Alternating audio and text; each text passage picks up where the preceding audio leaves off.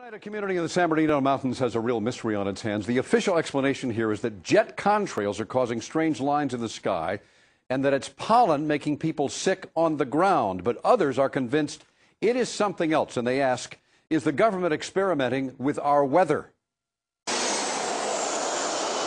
There was a huge dust cloud. Longtime Cedar Glen resident Gretchen Sherman says she has never seen anything like it. Yes. How big was it? Oh, it covered the entire Cedar Glen area. A cloud of dust, leaving a sticky yellow slime all over her car. It happened again last February, and calls began pouring into the local Alpenhorn newspaper. And they had a tremendous upsurge of children that were not going to school at that time. Pharmacist Ed Burrows says it is the most mysterious illness he's seen in 22 years on the mountain. A lot of eye infection problems, upper respiratory problems, nosebleeds. The nearby March Air Force Base say it didn't come from them. Others said it was a pollen cloud. The Department of Health found a yellowish tint on a tissue submitted for testing. But, quote, there was no sign of any biological form, such as cedar pollen, and the test was ruled inconclusive. And it wasn't long before things ballooned into a sky-high mystery. The story is not just here in Crestline and the alleged yellow cloud. People say the government is up there in airplanes spraying all kinds of chemicals to change or manipulate the weather, leaving what you see there, and they call that a chemtrail. So what I look at there and I think are contrails, you're telling me are chemtrails? Yes, that a contrail would be dissipated by now. It would? Yes, it would. Chemtrails. On the internet, they are cited as proof of the government creating clouds to combat global warming. In response, the Air Force says that, quote, there is no such thing as a chemtrail. The actual contrails are a safe and natural phenomenon. And that people are seeing more contrails simply because there are more jets forming large clouds, depending on weather conditions, as in this video of alleged chemtrails shot near San Francisco. I think these are contrails. Professor Gregory Benford of UC Irvine works with the Department of Energy on weather research. That's very odd. They could be very large contrails. He says the DOE doesn't know of any jets spraying chemicals to affect the weather. However, he says in the near future, You've got to, in a sense, engineer all these so you get the right kind of clouds for the effects we want. it is called geoengineering, fighting global warming by putting a chemical dust in the atmosphere and reflecting harmful radiation back into space. You could use barium oxide, for example, which makes big fluffy clouds. You could use tiny little bits of aluminum, which is benign in the environment, and essentially manage the climate. And what I found was unusual spiking since the early 1990s in barium, aluminum. But Rosalind Peterson of California Skywatch says health department records show a sharp increase in both chemicals in the water supply of Northern California, dating from the time the huge contrails first appeared over her home in Mendocino County. What's the significance of the barium and the aluminum? I went and got all the tests, and all these things in the same test would be up way over state and federal standards. It had to be airborne, because how could it get to such diverse regions of our county? We have jets going in every direction. X's, east, west, north, south, circles. There is something going on in the air. I don't know exactly what, but I think there's some experimentation. Is it legal?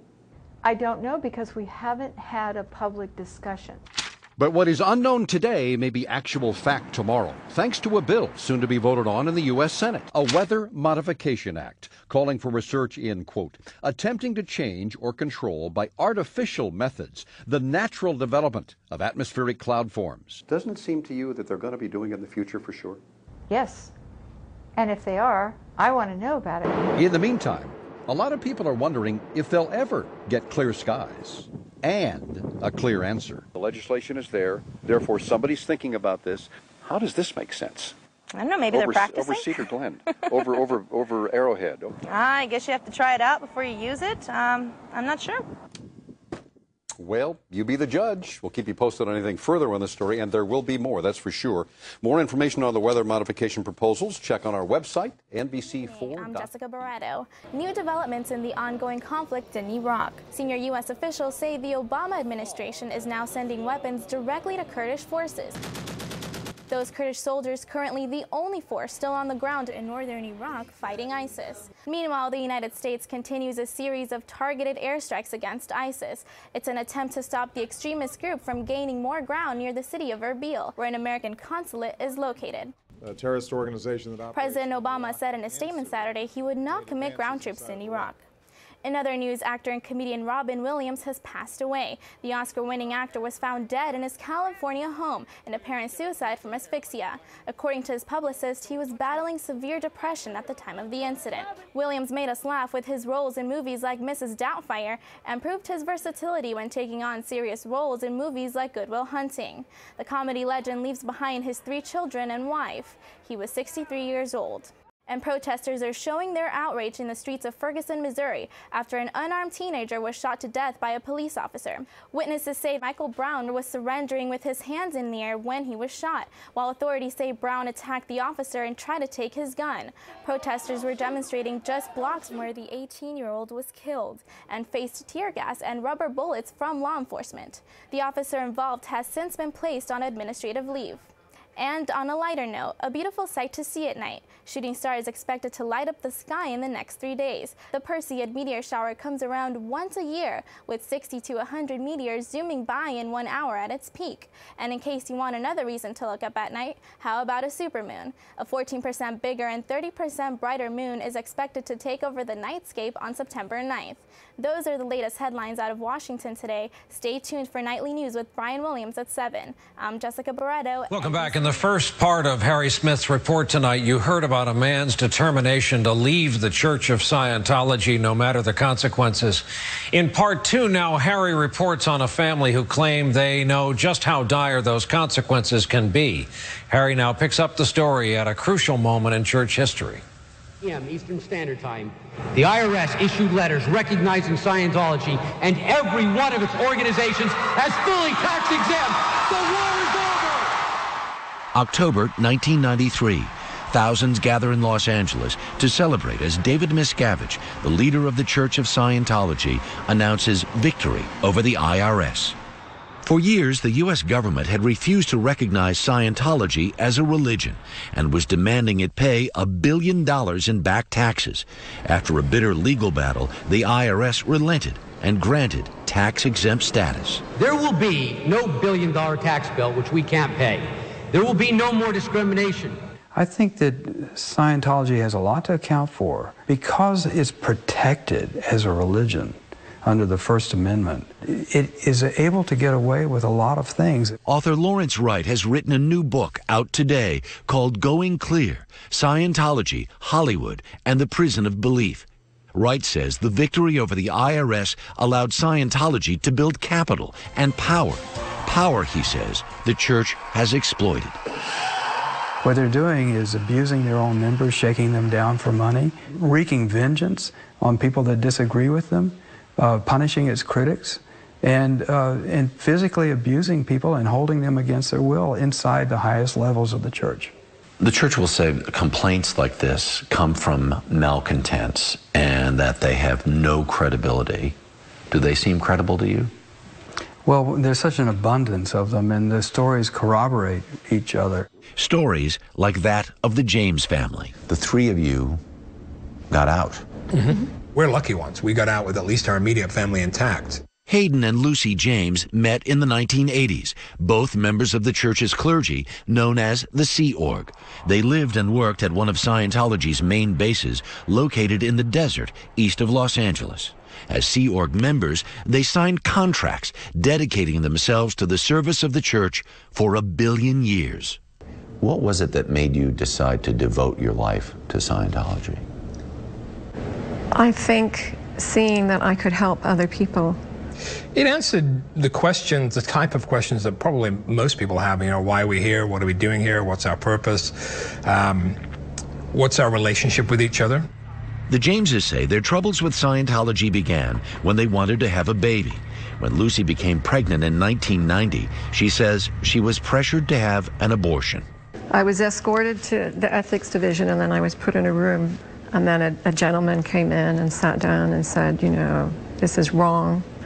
You know, you need to terminate the pregnancy. They told you that flat out? Oh, yeah.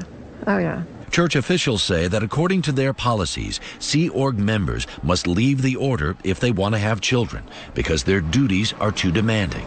They also say they do not pressure women to abort. Hayden, you're in the room with Lucy. You're looking into your wife's eyes. What are you thinking? Not going to happen. After choosing not to abort their child, Hayden and Lucy were sent to a remote Scientology mission in Birmingham, England. It was 1991. Later that year, Katrina was born. The Jameses spent the next 14 years rebuilding the mission until one day they were abruptly summoned back to Los Angeles. A representative, David Miscavige, showed up and said, "You're out of here. We have to come back to the Sea Org." Do you have the sense then that you're back in the better graces of the church? No, because what we realized when we walk in the building, as our cell phones are taken from us and security make sure that we can't have any access to the internet and various other restrictions, and we realize that we've gone, back into the frying pan. Hayden and Lucy were given a room together. Katrina, then in her early teens, was put in a separate facility. We can't physically. So you're prohibited from seeing your own daughter. Yes. What was it like for you as parents to be separated from Katrina? Horrifying. We arranged to meet at least once a week on a bench right on the outskirts of the area in which she was, so we would meet early in the morning. In 2005, on one of those early morning park bench meetings, Katrina told her father she wanted to leave. I watched families separated. There's an 8-year-old child that was with us. Nobody cared about her at all. She saw her mother even less than I did. 8 years old? Yeah, she was 8. And I had to put her to bed every night crying, asking for her parents. Just couldn't look at other people's faces and tell them that what we were doing was right. I couldn't do it anymore. The church says there were no formal restrictions against parents seeing their children, but Hayden and Lucy told the church they wanted out of the Sea Org, whereupon they say they were interrogated for weeks, and then we were told we had to dump our daughter. We had to get rid of her. So the church in the end, after hours and hours of interrogation, says, you guys can stay, but just cast off your daughter. Yes. And it was worse, you must stay. We're in prominent positions. We must stay. We must get rid of our daughter. Correct. Help me understand this. You're an American. You can walk out that door anytime you want to. Not without everything you have being taken away from you. No, you can't. It's America. You can just walk out the door. That's true. It's the consequences of your actions that you fear. You fear the retribution. Hayden and Lucy say they learned of the consequences in 2006 when they secretly boarded a train to Sacramento with the intention of leaving the church. Within 24 hours, they say the church learned of their absence and coaxed them back. We had two choices, go back or be excommunicated. And so we decided that going back was the best. Because you want to leave on as good a terms as possible. At least not be excommunicated and to be disconnected from anybody we've ever known. So we go back, and they sort of keep us in a dungeon, what we called the dungeon, which was the basement of that 13-story building in a windowless room. How many weeks are you there? 10, 12 weeks. At night, they say they were taken from the basement to dormitories. I sleep in a male dorm, Lucy sleeps in a female dorm, and there's a guard outside. Do you know how crazy I do. This sounds? I know. From my side of the table. I mean, it was crazy to us as well. Why would they put a guard on me? Everywhere I went to go eat, I go into the ladies' room, the guard stands outside the door. It's all intimidation. Church officials say Hayden and Lucy were never confined, nor placed under guard. And they say Hayden and Lucy agreed to participate in the Sea Organization's formal process of severing relations with the religious order. The Jameses say when they finally left the Sea Org, they received a series of bills for church services and for what's called freeloader debt for breaking their billion-year contract. The church says any money the Jameses paid was a voluntary donation. How much was the bill for? $130,000. They provided documents showing more than $73,000 was paid. And that was discounted. Yes. They were giving you a deal. Yep. Once they'd left the church in late summer 2006, the Jameses say they were looking over their shoulders, uneasy and suspicious that the church was keeping an eye on them. How did you find out where I lived? No one knew where I lived. Been to your house? But your little cronies have. This is video Hayden took of Scientologists paying him a visit in 2011. You realize you guys are trespassing, right? No, not at all. We just drove right in here. Well, this is not a public place. I'm asking you to leave, okay? And I'm asking you one simple question. Today, they say their lives are marked by what was always their greatest fear: disconnection from family members still inside the church. Lucy, do you have relatives with whom you cannot communicate? Yeah. Who? Oh.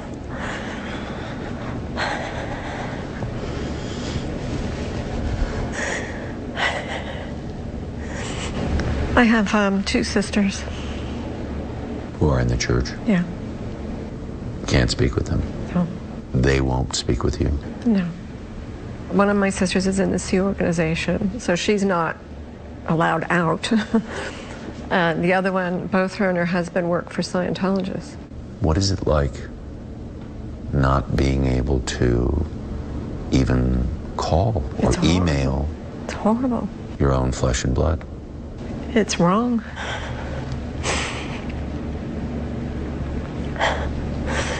I promised myself I wouldn't cry. This is what the Jameses say it means to be disconnected. Lucy's sister says she was not forced to disconnect, and church officials say it's up to individual members to decide whether to stay in contact with ex-Scientologists. This is the leverage that's being used so that people won't speak out about the abuses. Yeah. This is what people are afraid of. They're afraid of this happening, and so they'll be quiet.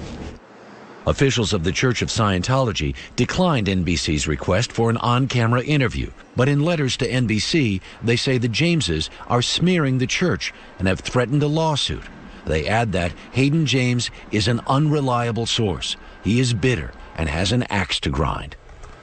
As for the author, Lawrence Wright, church officials say his book is an error-filled, unsubstantiated, bigoted, anti-Scientology book. And they say no independent evidence exists to corroborate claims of abuse. There have been a lot of tears in this story, Harry.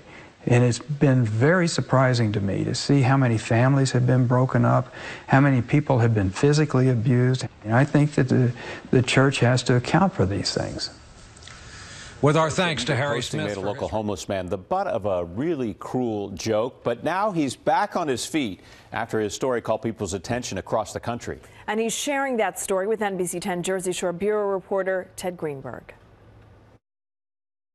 But I'm turning the page. It started with someone's idea of a cruel joke and Ronald Leggett's own desperation. I was so broke I needed the money, to be honest with you. The 65-year-old was homeless, living in a Lakewood baseball field dugout last month when a young man paid Leggett $5 to pour coffee over his head. My friend come by and helped me. A friend who snapped these photos moments later, then posted them on Facebook with a description of what happened. Soon, Ronald's story went viral. Somebody meant it to mock Ron as a homeless person, but it turned around where Ron got housing because of the situation. That's not all. The pictures caught the attention of the San Francisco 49ers because of the worn and weathered jacket Ronald had on. The team got in touch with homeless advocate Stephen Brigham. We've got a package here from Cal. Friday, he brought Leggett a surprise, a box full of team gear. Oh no, the jacket. Including a brand new jacket. A real jacket. Is that a beautiful jacket or what? Oh my goodness sake, that's perfect. Unbelievable. California. Just unbelievable. Best thing ever happened.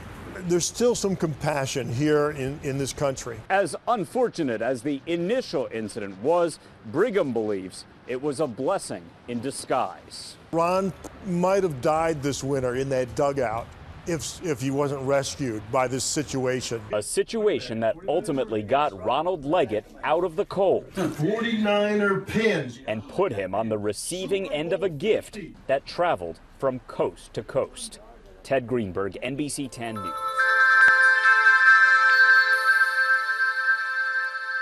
I'm really happy to be at this conference because I'm hoping to get the answer to one question that's been on my mind ever since I took a job as a chief digital officer, which is, what the hell is a chief digital officer?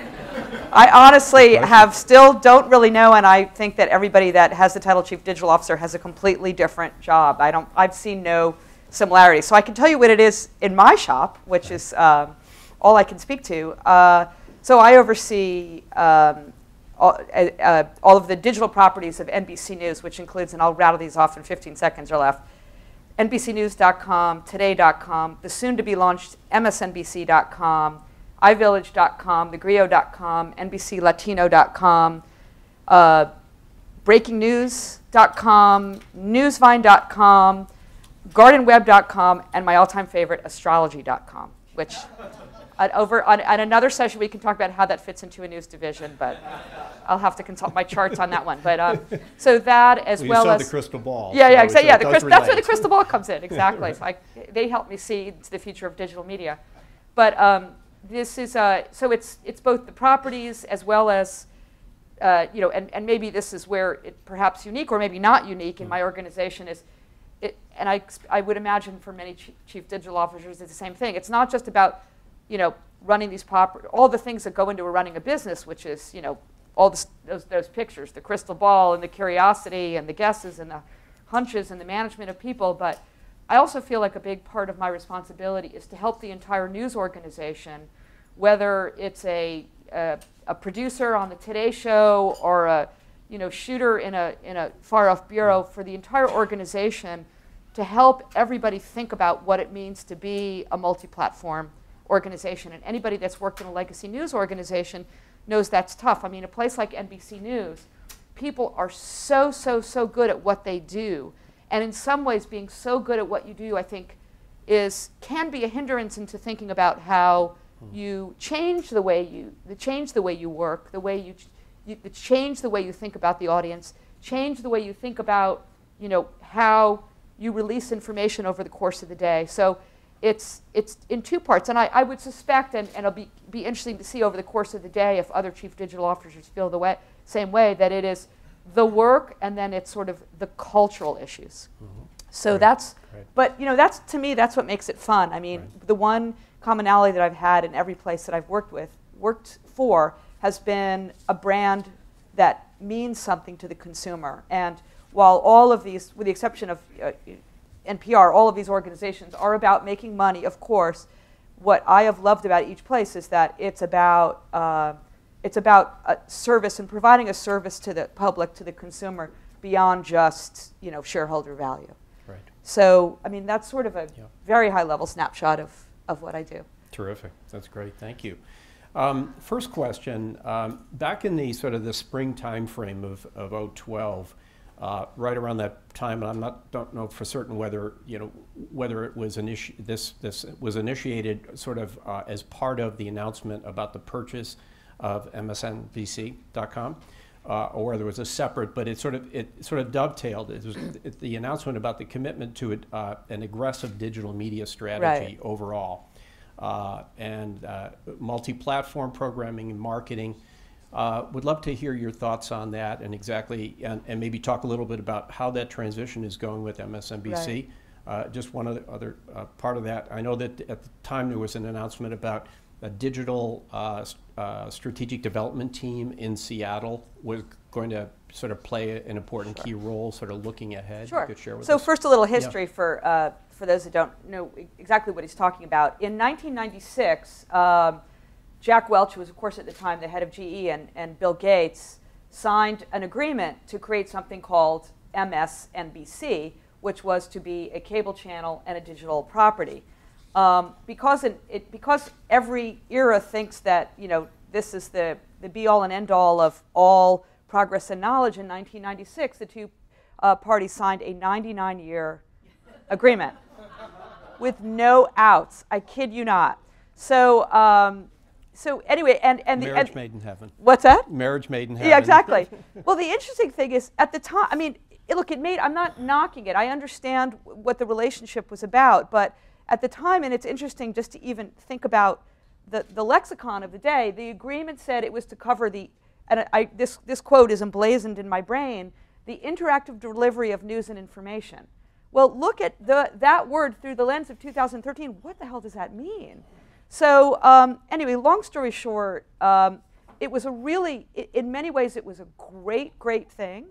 It helped allow what was then called MSNBC.com to rise into the top 5 of all news websites, where it has remained ever since. But over time, as the world has evolved around us, it ceased to make a lot of sense. First of all, the way that the deal was structured, and this was true up until this past July, the newsroom for NBC News, the leader in television news in this country, one of the great powerhouses around the world of news gathering, the newsroom for NBC News on all digital platforms was based on the Microsoft campus in Redmond, Washington. So this is, you can imagine how that would be difficult in terms of workflow, culture. It really became very difficult. Again, it's not a knock on any individual. It just was not really set up for the way that we need to function in a multi-platform world. Anyway, long story short, we severed the deal by mutual agreement, which was the only way to do it, because there was no other way to unwind this deal this past July, because just like we wanted to own and control our destiny, well, Microsoft did too, and we were both sort of locked into exclusivities and commitments that was holding us both back. So we have it's a very happy divorce. We still have a relationship. We still talk to each other every day, but we've moved the center of gravity to New York. But there is still, but it's very important, there are incredibly talented people that still are on that Redmond campus, campus on Microsoft campus in Redmond, Washington, including a lot of really wonderful technologists. So, not wanting to follow in the path of many others that acquire a company or something like that and go, oh, we know how to do it better, go away. We want to keep that talent, and the notion of having them separate from 30 Rock, where they can think about innovation, was something very appealing. So we're going to be moving to downtown Seattle, and it's going to be the NBC News Innovation Center that will continue to do a lot of the innovative technology work, as well as continue to be a bureau for the organization. So we're still in the process of integrating and transitioning. Again, it was a 16-year relationship, and there were a lot of complications, including the fact that Microsoft, actually to this day, is still the sales organization, and we're in the process of transitioning, and we've got ad ops, and all those little pieces of that chart. Each one of those is the project managers have their 600, those grids with the 600 rows, and we've all been there. Yeah, absolutely, great. We clearly are sort of at this point in time, the evolution of digital technology, where sort of the digital technology is intersecting with traditional news distribution, gathering, distribution, building customer relationships. If you could talk for a few minutes about how you are tackling the changes that are occurring in the market.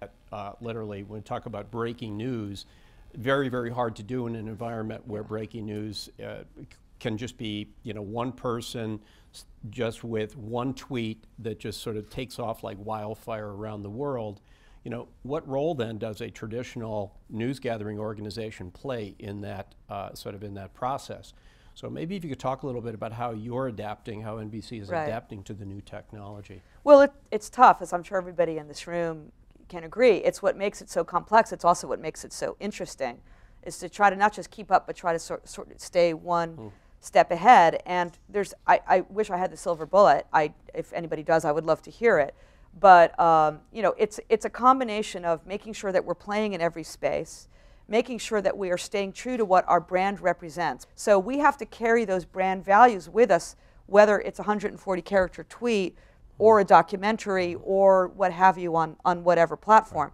At the same time, we also have to, it's become a cliche, but it's still tough to execute. We have to make sure that we are at the same time becoming the instruments of our own disruption, which is very difficult culturally, as I'm sure most people in this room can attest, which is how do we make sure that we don't become so defensive about who we are that we fail to capitalize on what's happening in the industry. So 2 examples of how that plays for us. One is we have a small company, I guess for lack of a better word, it's 8 people that we own called Breaking News, which was founded by Corey Bergman, who is a full-time employee of NBC Universal, and this is a wholly owned subsidiary of NBC Universal. But we keep they're on the West Coast. They're in a separate building. We are trying to give them, their brilliant team, give them the room and the leash to try to disrupt us. And it can be uncomfortable sometimes because Breaking News aggregates news organizations. They do not favor NBC News. If they did, it would destroy the trust that they have with their audience. At the same time, what they are learning about a mobile-first approach and a mobile-first newsroom is going to help the larger organization. The second area of disruption for us that I think about, that people, again, the cliche, what keeps you up at night, is around video.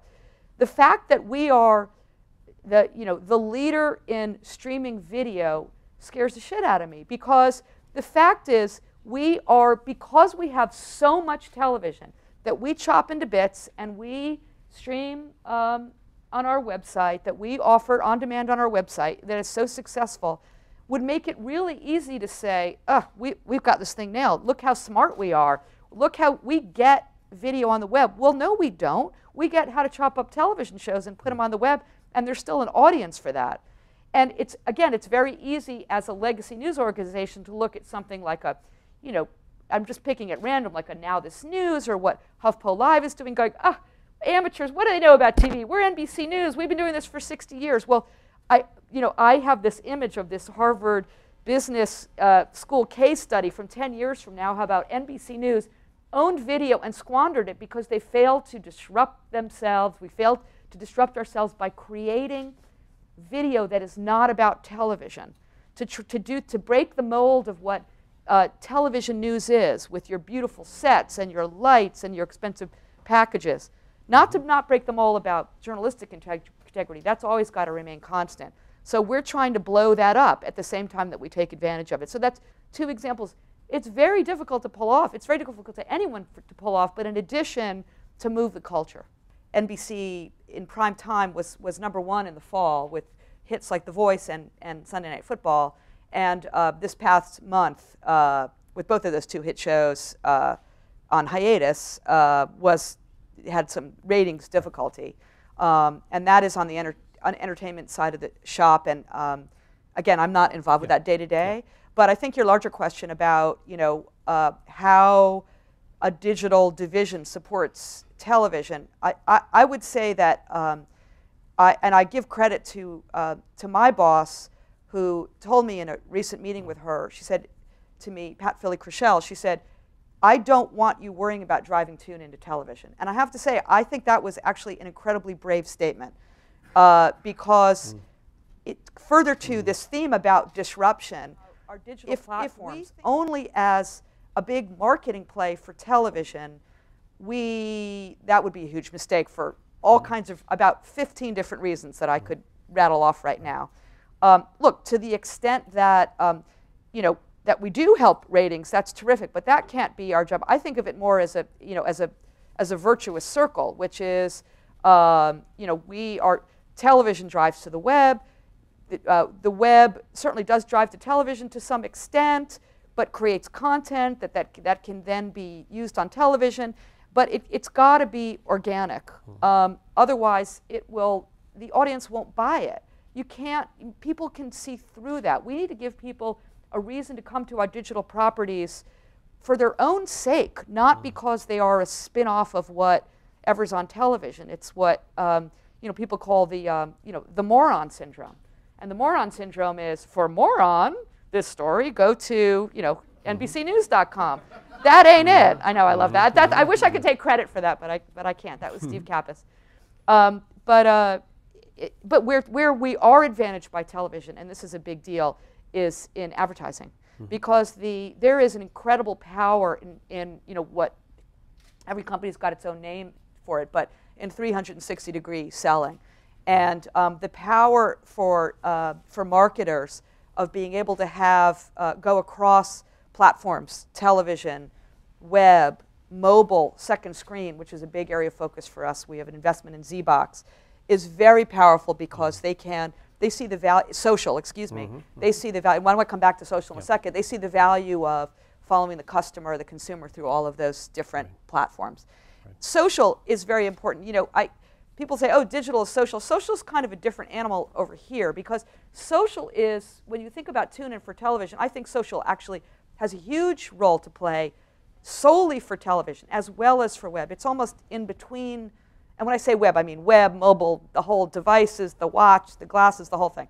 But social, I think, specifically for television, can help feed the community a great deal. Second screen is, first of all, we are like the first batter is not up at the first inning of this second screen game. I truly believe, and I try to stay out of the prediction business, but I think whoever can capture the second screen phenomenon, it's going to be a massive, massive win. And I will say, in the spirit of full disclosure, we have put a financial commitment, the company, Comcast, NBCU, on ZBox as the second screen provider.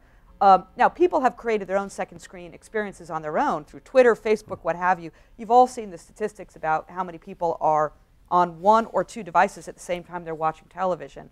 But what's exciting about trying to capture that second screen experience is, to me, when the light bulb for me went off when I realized it rewards live viewing, which is unbelievable. In our time-shifted world where we're all watching House of Cards on our own schedule, I'm so frustrated because I've seen the whole series now and I can't talk to anybody about it.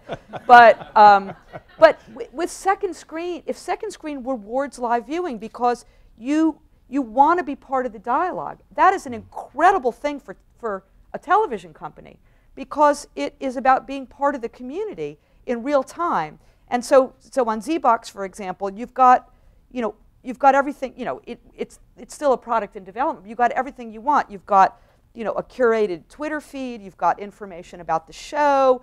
You could create your own special chat with your friends who are watching at the same time. This thing called Z-Tag. So it makes you want to watch the show live so you could be part of the larger community. It's also an amazing advertiser opportunity. It's what we're talking about, a marketer stream. They've got you here, they've got you there, you've got it over here. So that's a little bit different because that's very specifically about television viewing. And just like social, I think it kind of sits in between the digital platforms and television. So that's an exception, I think. As everybody in this room knows, digital does not mean one thing. Digital means 1,000 things, and that's what makes our job so frustrating and exciting at the same time. Certainly not boring.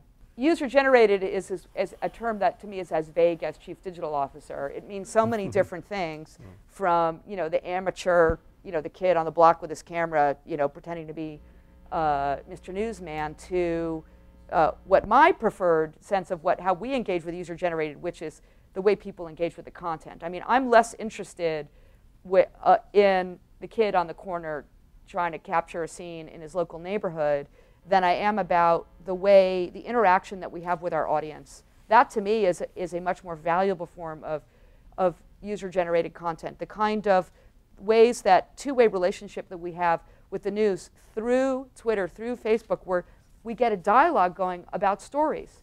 And the reporters and the producers and some of us are all engaging at the same time. That, to me, is much more fascinating. And you can capture that in a second screen experience in real time. So. Great. Well, Vivian, thank you. This has been delightful. I'm so sorry this is so short. Much. Yeah, thank you so much. All right. Thank you. Appreciate it.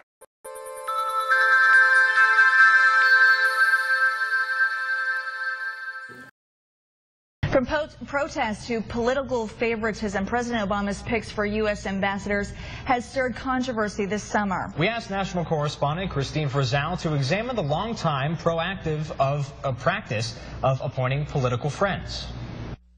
It's a time-honored tradition dating back at least to the days of FDR. New ambassador to Britain, Mr. Joseph Kennedy. And his appointment of a high-level position to a high-level friend, Joseph Kennedy.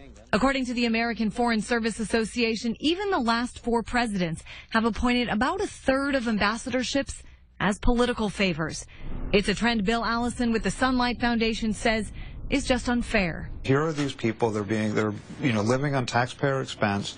They're being given these wonderful plum assignments that, ordinary Americans don't get. Even people who devote their lives to the Foreign Service don't get the opportunity to do kinds of postings or positions. It has also at times been disastrous, as in the case of Cynthia Stroom, who bundled more than $500,000 for President Obama's 2008 campaign. She was appointed as the ambassador to Luxembourg and later quit. A State Department inspection revealed employees described her as aggressive, bullying, hostile, and intimidating. But the fact that the practice still goes on as often as it does illustrates that few people see it as a problem. There are those who see the ability to fundraise and have leadership skills as an asset. Ambassador G. Philip Hughes says one of the best qualifications is access, as in a direct line to the president. To get something done, to cut through an often impenetrable government bureaucracy, that's a valuable asset not only to the ambassador, but frankly to the leader of the country where he's accredited. Still, in representing the United States all around the world, Allison says the question becomes the role of the ambassador himself, not his staffers, nor his fundraising skills. The potential of having somebody as an ambassador who doesn't pick up on signals that are important that the president needs to know about means that we could be blindsided by something, and that's just something that, no country can afford in this type of world. Reporting in Washington, I'm Christine. Fresno has been a hot spot for mortgage fraud, which made it the perfect setting for today's housing summit. A federal task force is trying to fight housing scams, and Jobin Paniker was at the summit. He joins us now in the newsroom. Jobin. Well, Stephanie, we heard a lot of emotion. We heard from victims. We heard from policymakers, and they're all saying the same thing. Mortgage fraud has to stop. You can call Central Valley ground zero for mortgage fraud. This area is one of the hardest hit areas in the nation in terms of mortgage fraud. It's been devastated. But a summit today might help. It was held at the federal courthouse. People listened as victims of mortgage fraud shared their stories. I'm 73 years old. It was the last home that I was ever going to own, my wife and I. And I've been screwed not only by the big banks, but by the government. This summit is about getting federal, state, and local entities together to get them talking about solutions. But they heard problems, too. There aren't very many attorneys here in town who will handle these cases. I can't afford to do them anymore. Who's going to help these people? The U.S. Attorney says there's a push to prosecute more cases. Websites like stopfraud.gov and preventloanscams.org can help too. These are hard stories to hear because people are frustrated, people are hurting. Now, experts say there are no quick solutions here. They are in for the long haul. Now, you'll hear more of these stories on KC24 News at 6. Jobin, thank you. And experts say most of these scams deal with foreclosures. In the first 6 months of the year, nearly 2 million homeowners got foreclosure notices.